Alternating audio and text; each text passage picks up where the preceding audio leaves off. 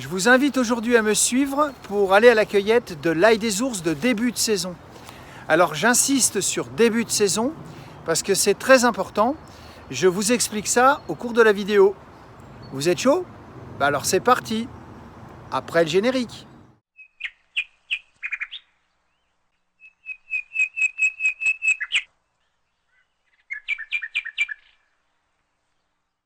Salut les amis et bienvenue sur ma chaîne Les Échappées Nature de JM, une chaîne entièrement dédiée à la nature et aux trésors qu'elle renferme. Alors aujourd'hui nous sommes le 3 avril et il y a pas mal de vent, un vent froid, donc dans toutes les parties dégagées on se les caille pas mal, mais on est dans les bois. Et pour ceux qui ne le savent pas, les bois sont un fantastique rempart au vent. Alors il suffit de s'enfoncer une vingtaine de mètres dans les bois et on ne le subit plus. Donc là, moi j'ai un petit rayon de soleil sur moi, j'ai pas de vent, le temps est super agréable, franchement, c'est un vrai plaisir de se balader. Nous sommes pas loin d'une rivière qui s'appelle l'Arve. C'est une rivière qui prend sa source dans la vallée de Chamonix. Elle fait 116 km environ et c'est une des rivières les plus abondantes de France. Alors l'abondance, elle est déterminée par ce qu'on appelle la lame d'eau. C'est un truc un peu technique mais très simple. Moi j'avoue que j'adore ce genre de truc. La lame d'eau, elle est déterminée par les précipitations, l'infiltration de l'eau dans le sol et l'évaporation. D'ailleurs je vous ai mis en description une petite explication si ça vous intéresse de comment on détermine une lame d'eau.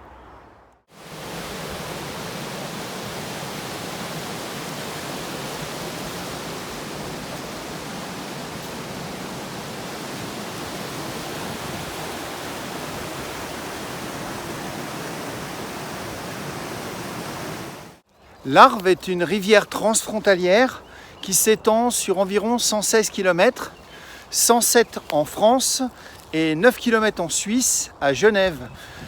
Quand elle arrive à Genève, elle se jette dans le Rhône lui-même venant de sortir du Léman 1 km auparavant. Alors, je dis le Léman et pas le lac Léman parce que c'est un pléonasme. Léman voulant déjà dire lac. Bon, le seul truc un peu dommage avec l'Arve, c'est que la plupart de son parcours est endigué par l'homme, donc ça en fait une rivière un peu artificielle.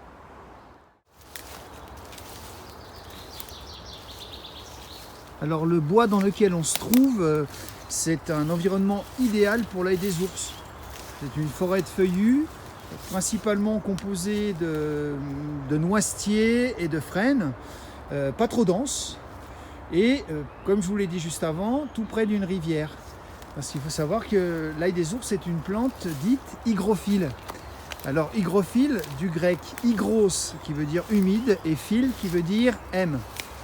Mais attention, hein, c'est pas parce que c'est une plante hygrophile qu'elle aime avoir les pieds dans l'eau. Vous ne trouverez pas d'ail des ours dans une zone très régulièrement inondée ou dans une zone marécageuse. Il faut que le sol soit nutritif, mais bien drainé. Dans les zones humides et très régulièrement inondées, vous trouverez de la prêle et de la renouée du Japon.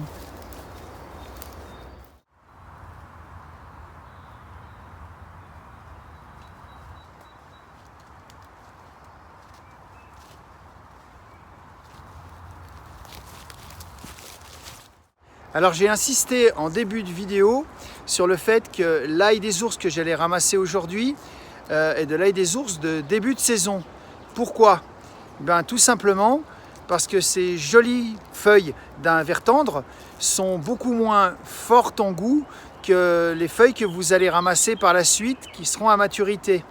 Donc c'est très intéressant pour la cuisine parce qu'une feuille à maturité, vous n'aurez pas à en mettre beaucoup pour que ce soit vite agressif.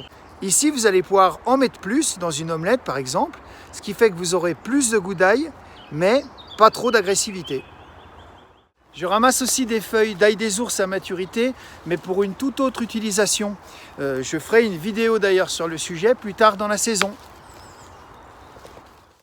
Comme pour toutes les plantes que vous récoltez dans la nature, faites attention à la façon dont vous les ramassez. Évitez de tirer sur la feuille et puis d'arracher la partie blanche que vous avez sous la terre. Cette partie-là, elle est rattachée au bulbe de la plante. Et en tirant dessus et en l'arrachant de cette façon, vous risquez de l'endommager, ce qui est dommage. En plus, cette partie blanche, vous n'en avez aucun besoin. Vous avez juste besoin de la feuille. Alors quand vous ramassez une feuille d'ail des ours, vous l'attrapez à cet endroit-là, vous pincez avec l'ongle et vous la coupez tout simplement. Alors la technique de ramassage que j'appelle la technique du champion, c'est ramasser l'ail des ours par poignée. Ben quoi, c'est quand même vachement plus rapide par poignée, hein. Et puis de toute façon, qu'est-ce que ça fait? Simplement le problème, c'est que non seulement vous allez régulièrement arracher la partie blanche dont je viens de vous parler, ce qui n'est pas très bon pour la plante, mais en plus vous allez déshabiller une zone, sans parler du plus grave. Quand vous arrachez une poignée d'ail des ours de cette façon, vous n'êtes pas à l'abri d'arracher quelque chose qui n'est pas de l'ail des ours. Vous voyez là par exemple, j'ai une poignée d'ail des ours.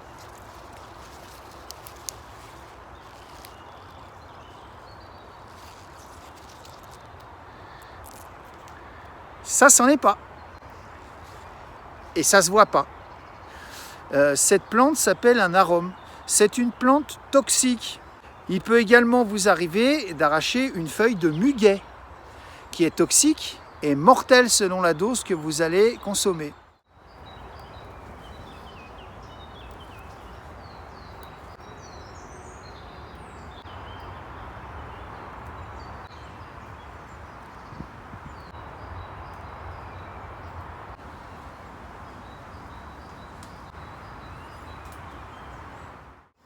J'en ai pas trouvé des tonnes, mais il y en a un petit peu quand même. Ce sont des boutons floraux d'ail des ours. Alors c'est absolument délicieux. Ça s'apprête de tas de façons différentes. Là, d'ici un petit mois, ce sera la pleine saison. Je ferai une vidéo pour vous montrer comment les récolter et comment les cuisiner. Sachant qu'ils ne sont jamais aussi bons que comme ça.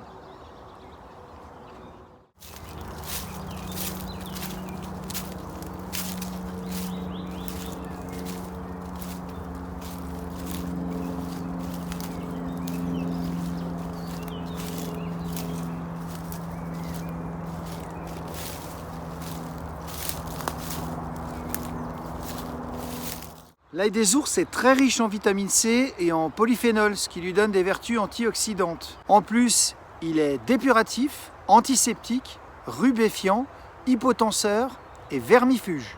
Son nom latin est Allium ursinum, qui veut littéralement dire ail des ours. Ce nom proviendrait d'une légende selon laquelle les ours, au sortir de leur hibernation, s'en allaient quérir dans les bois quelques feuilles d'ail des ours dans le but de se purger. Des études récentes ont démontré que l'ail des ours avait des vertus antibactériennes sur pas mal de bactéries alimentaires. En plus, il a été démontré qu'il avait une action bénéfique sur l'hypertension pulmonaire.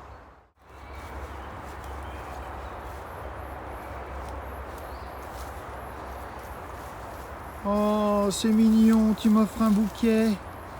Merci ma chérie.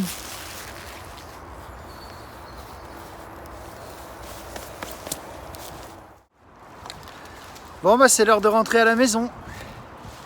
Une fois arrivé, je vous livrerai une recette simple et rapide pour faire de votre ail des ours une préparation avec laquelle vous pourrez agrémenter vos plats toute l'année et aussi épater vos amis. Notre récolte du jour, prête à être utilisée, c'est-à-dire lavée à grande eau pour enlever toutes les saletés et la poussière. Là, on en a peut-être 600-700 grammes, hein, pas plus, mais ça suffira largement pour notre recette du jour. Une recette très facile et rapide qui fera de votre ail des ours une préparation que vous pourrez utiliser toute l'année sur plein de plats différents. Et cette recette, c'est le beurre à l'ail des ours. Alors au niveau des ingrédients, c'est très simple. Il nous faut du beurre et des feuilles d'ail des ours. Le beurre demi-sel de préférence. Là, il y a 1 kg de beurre et 250 g de feuilles d'ail des ours que nous allons mixer. Alors, mon ail des ours est mixé Je vais incorporer le beurre ramolli. Je vais l'incorporer progressivement. Je l'ai coupé en morceaux comme ça. Alors j'ai la chance d'avoir un robot. Je me la pète un peu. J'ai un robot Monsieur Cuisine Smart de chez Lidl.